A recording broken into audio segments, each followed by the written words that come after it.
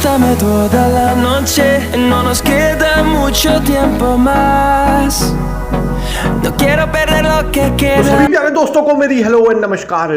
तो फ्रेंड्स बहुत बहुत स्वागत करता हूं मैं आपका आपके अपने इस नंबर 1 यूट्यूब चैनल सार्थक एक्सट्रीम में। तो फ्रेंड्स आज स्पेशल और बहुत ही ज़बरदस्त वीडियो होने वाली है इस्टोनिया के लिए। इस्टोनिया में दोस्तों जिन जिन लोगों ने आना है, आके सेटल होना है, काम करना है, कंप्लीट डिटेल्स आपको इस वीडियो में देने की कोशिश करूँगा इस्टोनिया के रिगार्डिंग, ठीक है जी। उसके बाद जिसने भी अप्लाई करना है अपनी इच्छा अनुसार वो बात कर सकते हैं, ठीक है जी। तो सबसे पहले दोस्तों मैं आपको कुछ सवाल भी जो लोगों के आ रहे हैं, जो हमारे रिस्पेक्टेड मेंबर्स और हमारे व्यूअर्स हैं, ठीक है, उनके सवालों के भी कुछ आंसर देने की कोशिश करूंगा। इस्टोनिया के लिए खासकर हमारे पास काफ़ी सारे सवाल आ रहे हैं। इसके साथ साथ दोस्तों आपको कॉन्टैक्ट करने का तरीका भी बता दूँ। आपको स्क्रीन के ऊपर QR कोड शो हो रहा है। इस QR कोड को दोस्तों आप स्क्रीनशॉट ले सकते हैं और इसको स्कैन करने के बाद UPI के थ्रू 500 रुपीज़ चार्जेस हैं कॉन्टैक्ट करने के लिए, ठीक है जी। बिल्कुल हाईली सीरियस इंटरेस्टेड और जनरल कैंडिडेट है वही संपर्क करें, ठीक है जी। टाइम पास वाले बिल्कुल भी संपर्क ना करें, विदाउट इफ और बट मैंने बता दिया है, ठीक है जी। जैसे ही आप चार्जेस पे करते हैं डन सर लिख दीजिए।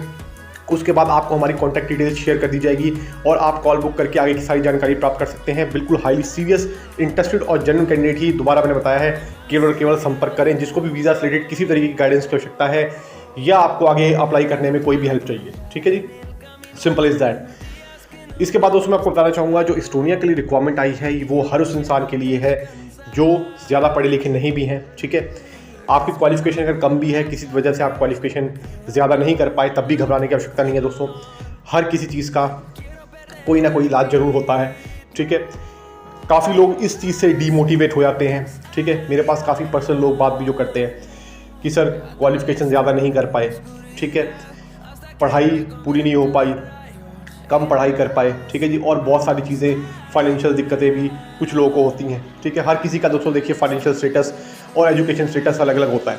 इसका ये मतलब नहीं कि आप में काबिलियत किसी भी तरीके से कम है, ठीक है जी। कभी भी इस चीज़ के लिए डीमोटिवेट आपको नहीं होना है। पहले तो मैं आपको ये चीज़ क्लियर कर दूँ, ठीक है।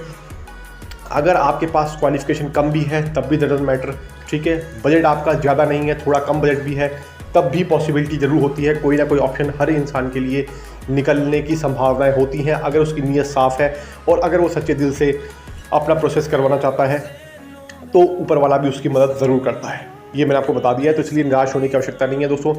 देर हो या जल्दी काम होना अगर करवाना है आपने तो पॉसिबिलिटी ज़रूर होती है। तो अब जो रिक्वायरमेंट आई है दोस्तों उसकी बात कर लेते हैं फटाफट। तो सबसे पहले नंबर पे दोस्तों जो इस्टोनिया के लिए रिक्वायरमेंट आई है वो आई है फॉक लिफ्ट ऑपरेटर की। फॉक लिफ्ट ऑपरेटर का दोस्तों काफ़ी अच्छा काम है, ठीक है जी। स्टैंडर्ड का काम होता है, बहुत बढ़िया काम होता है। अगर आपके पास रेलिवेंट फील्ड का एक्सपीरियंस है तो बहुत ही बढ़िया है, ठीक है। आपकी सिलेक्शन के चांसेस ज़्यादा होंगे, ठीक है, क्योंकि आपको रेलिवेंट फील्ड के एक्सपीरियंस वाले को प्राथमिकता दी जाती है। नंबर 2 पे जो रिक्वायरमेंट आई है दोस्तों वो आई है कंस्ट्रक्शन वर्कर की। तो कंस्ट्रक्शन वर्कर में भी जिन्होंने जाना है, जिनकी क्वालिफिकेशन कम है, बिल्कुल जा सकते हैं, कोई भी दिक्कत की बात नहीं है, ठीक है जी। लेकिन हाँ, हार्डवर्क ज़रूर होता है, तो इस चीज़ का ध्यान रखिएगा कि जो बंदे भी हार्डवर्क कर सकते हैं केवल और केवल वही अप्लाई करें, क्योंकि वहाँ जाके अगर आपको पसंद नहीं आया दिस एंड दैट, वहाँ जाके इस चीज़ की कंपनी की कोई भी रिस्पॉन्सिबिलिटी नहीं होती है भाई, वो टोटली आपकी रिस्पॉन्सिबिलिटी है। तो इस चीज़ को भी ध्यान में रख लीजिएगा, ये मैं आपको क्लियर करके बता दिया।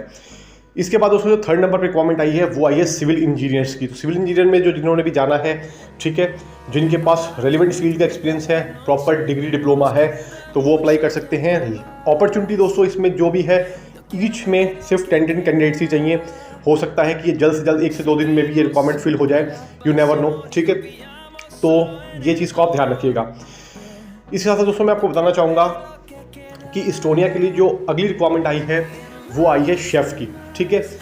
तो जो शेफ़ का काम जानते हैं, ठीक है, जिनके पास रेलिवेंट फील्ड का एक्सपीरियंस है, अगेन शेफ़ के लिए एक्सपीरियंस होना बहुत ज़रूरी होता है दोस्तों, ठीक है, क्योंकि शेफ़ ही एक तरीके से इंचार्ज होते हैं पूरी कुकिंग सेक्शन के, तो उसके लिए एक्सपीरियंस होना तो ज़रूरी है भाई, ठीक है। तो इस चीज़ का भी ध्यान रखिएगा। अगर आपके पास एक्सपीरियंस है तो आप अप्लाई कर सकते हैं। फ्रेशर्स के लिए मैंने आपको भी बताई है अपॉर्चुनिटी।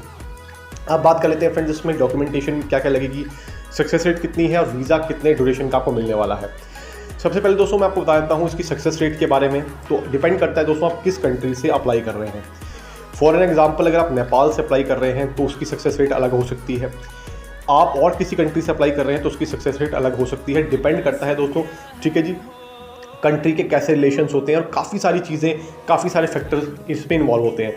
तो वो जब आप हमसे बात करेंगे तो हम आपको आपकी कंट्री के अकॉर्डिंग गाइड कर देंगे। ठीक है जी।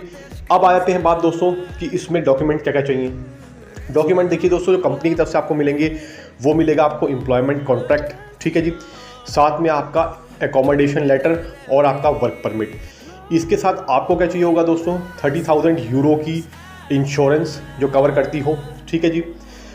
इसके साथ साथ दोस्तों आपको आपकी पासपोर्ट की कॉपी, 6 महीने से पुरानी जो फ़ोटो नहीं होनी चाहिए, आपकी फ़ोटोग्राफ। ठीक है जी। इसके साथ साथ दोस्तों आपके एजुकेशन सर्टिफिकेट, जो भी आपने एजुकेशन की है उसके सर्टिफिकेट, कम है ज़्यादा है डजंट मैटर। ठीक है।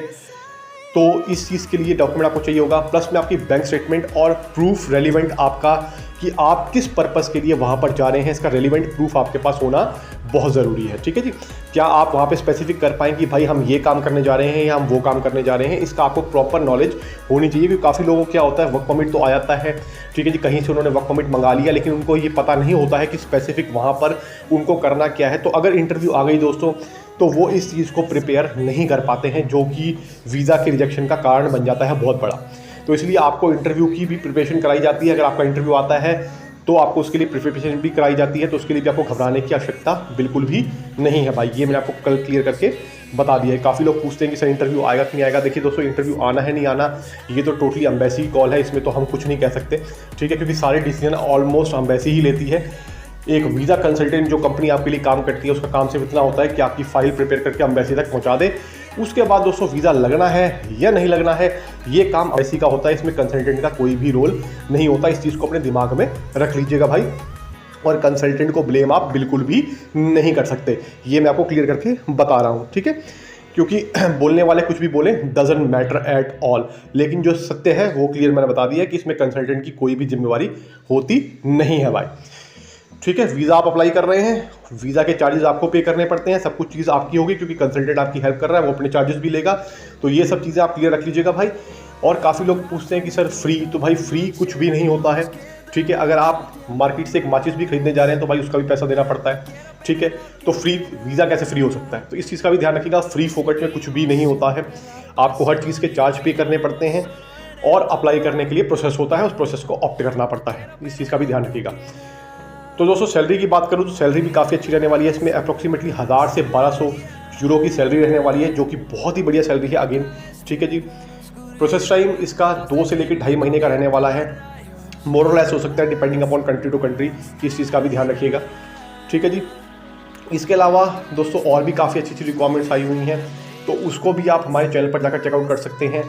तो आई होप आपको वीडियो अच्छी लगी होगी। कोई सवाल हो छोटा मोटा तो कमेंट भी कर लीजिएगा। तो मैं मिलूंगा आपको अगली बार, तब तक के लिए नमस्कार। Thank you so much for your love and support friends. Thank you so much दोस्तों, नमस्कार।